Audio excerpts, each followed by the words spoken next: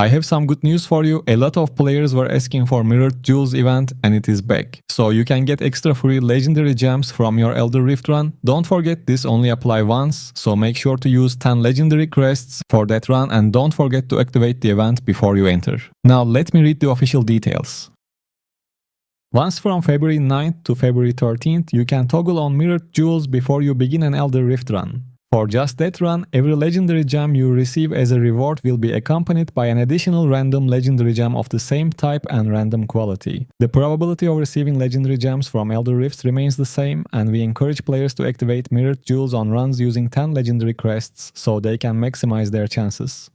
As the description says, you basically double your legendary gem earnings, and don't forget the extra gems you get are bound, so you can't sell them. Now let's talk about other feature updates, and I will make a separate video for the upcoming events because we have a lot to talk about on that department. But I want to say that we are getting that cool cosmetics as a Phantom Market drop, so if you were excited for that, you are going to be able to get it with a lot of orbs.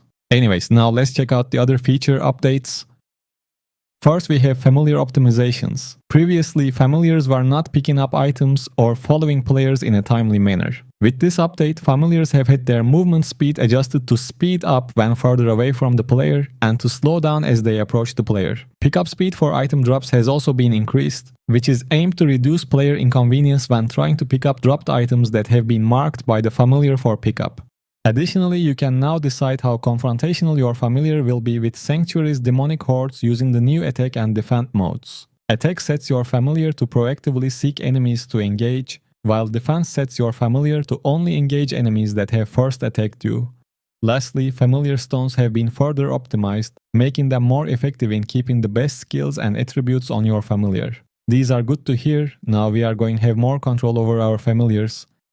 And we have more news about familiars. When melding two familiars together, automatic recommendations will be shown to the player on a summary screen. The recommendation can either be accepted, or players can click or tap the edit button to manually tune their selections. Once the player has confirmed they are comfortable with either of these methods, the finalized familiar will be shown and the meld will have been completed. And after listing a familiar in Winton's Grand Market, it will take a few hours before the listing appears to other players.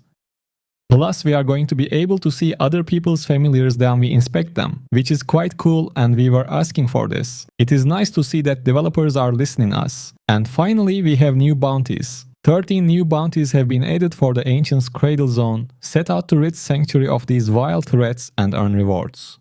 I hope they add more bounties and new shadow contracts in the near future.